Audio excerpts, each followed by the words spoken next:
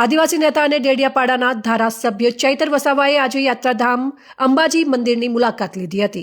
અંબાના દર્શન કર્યા બાદ તેઓ સીધા જ બનાસકાંઠાના ચર્ચિત પાડલિયા ગામે હિંસક ઘટનાના સ્થળની મુલાકાત લેવા રવાના થયા હતા। આ મુલાકાત દરમિયાન તેમણે પાડલિયા હિંસા મામલે તટસ્થ તપાસ અને જવાબદારો સામે કડક કાર્યવાહીની માંગ કરી છે। અંબાજી મંદિર ખાતે આમ આદમી પાર્ટીના નેતાઓ અને આદિવાસી સમાજના અગ્રણીઓ સાથે પહોંચેલા ચૈતર વસાવાએ જણાવ્યું હતું કે અમે પાડલિયા ગામે માત્ર મુલાકાત લેવા નહીં પરંતુ સત્ય હકીકત જાણવા જઈ રહ્યા છીએ। કોઈ પણ સમસ્યાનું સમાધાન હિંસાથી લાવી શકાતું નથી। પાડલિયામાં જે હિંસા થઈ છે તે અત્યંત કમનસીબ છે। મીડિયા સાથેની વાતચીતમાં ધારાસભ્યે ગંભીર આક્ષેપો કરતા જણાવ્યું હતું કે આ ઘટના આકસ્મિક નથી લાગતી। તેમણે સવાલ ઉઠાવ્યો હતો કે કોના આદેશ અને કોની સૂચનાથી આ હિંસા ભડકાવવામાં આવી, કયા તત્વો આના મૂળમાં છે। અમે આ ઘટનાના મૂળ સુધી જઈશું અને બંને પક્ષોને કાનૂની ન્યાય અપાવવા માટે મદદરૂપ બનીશું। ચૈતર વસાવાએ વધુમાં ઉમેર્યું કે અમારો પ્રયાસ એવો છે કે ભવિષ્યમાં આવી હિંસક ઘટનાઓ ન ઘટે અને બંને પક્ષો વચ્ચે કાનૂની પ્રક્રિયામાં કોઈ અન્યાય ન થાય। પાડલિયામાં ગ્રામજનો સાથે મુલાકાત કરી તેઓ સમગ્ર પરિસ્થિતિનો તાગ મેળવશે।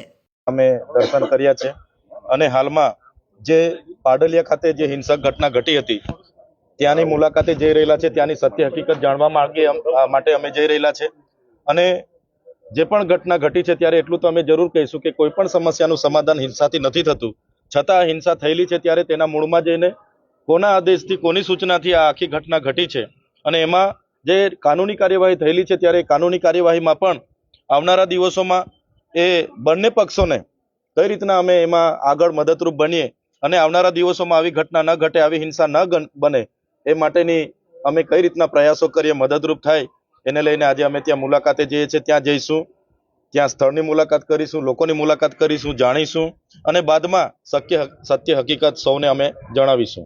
આદિવાસી સમાજને સંવિધાનિક અધિકારો મળ્યા છે, જેમ કે જળ, જંગલ, જમીન પરના એમના પોતાના અધિકારો છે, ખનિજો પરના અધિકારો છે અને સમતા જજમેન્ટ હોય, વેદાંતા જજમેન્ટ હોય, સુપ્રીમ કોર્ટના જજમેન્ટ હોય અને બંધારણનું આર્ટિકલ 244 હોય, 65/1996 હોય, એમાં પણ જણાવવામાં આવ્યું છે કે 9 લોકસભા ન વિધાનસભા સબસે ઊંચી ગામ સભા અને ગામ સભાની પરવાનગી વગર જ્યારે બારોબાર તંત્ર આવે ને અમારી જમીનો છીનવાય ત્યારે અમારે સ્વાભાવિકપણે સરકારને કહેવું પડે છે કે ભાઈ દેશના વિકાસમાં અમે આટલું મોટું યોગદાન આપ્યું હોય અને આજે અમારા લોકોના ઘરો તોડી પાડવામાં આવે, જમીનો છીનવી લેવામાં આવે અને અમને સમાનતાની ધારામાં નહીં લાવવામાં આવે તો આદિવાસી સ્વશાસન અને સ્વશાસનની માંગ કરશે।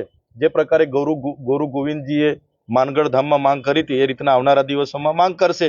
અને તમે જોયું હશે માન્ય દેશના વડાપ્રધાન શ્રી નરેન્દ્રભાઈ મોદીજી પણ અમારા ડેડિયાપાડામાં આવ્યા અને એમણે પણ કીધું, આગળ અમિત શાહ પંચમહાલમાં આવ્યા હતા, એમણે પણ કીધું હતું કે આવનારા દિવસોમાં દેશના 29મા રાજ્ય માટે વિચારીશું અને 1-2 દિવસની વાત નથી, વર્ષો વીતશે પણ મને લાગે છે દેશનું 29મું રાજ્ય જ્યારે બનશે ત્યારે ભીલ પ્રદેશ અસ્તિત્વમાં આવશે। જ્યારે આવશે ત્યારે જે નેતાઓ છે આદિવાસી નેતાઓ ભાજપમાં જોડાશે। જે પ્રકારે આદિવાસી સમાજ જે રાજસ્થાનનો હોય, મહારાષ્ટ્રનો હોય, મધ્યપ્રદેશનો હોય કે ગુજરાતનો હોય એમને પણ સ્વશાસનની માંગ મોટે ભાગે આજે ઉઠાવી છે અને બંધારણની જોગવાઈ છે ભાગ 3માં તમે જોશો ભાષાની આધારે રાજ્ય બન્યા છે, જાતિના આધારે રાજ્ય બન્યા છે। ત્યારે આવનારા દિવસોમાં ભીલ પ્રદેશ બનશે, જે પણ સરકારો બનાવશે મને લાગે છે એ તરફ આદિવાસી સમાજનો ઝુકાવ હશે, નેતાઓનો ઝુકાવ હશે અને સર્વાંગી વિકાસ આદિવાસીઓનો કઈ રીતના થાય એ રીતના બધા જ લોકો સાથે રહીને આવનારા દિવસોમાં વિકાસ કરશે।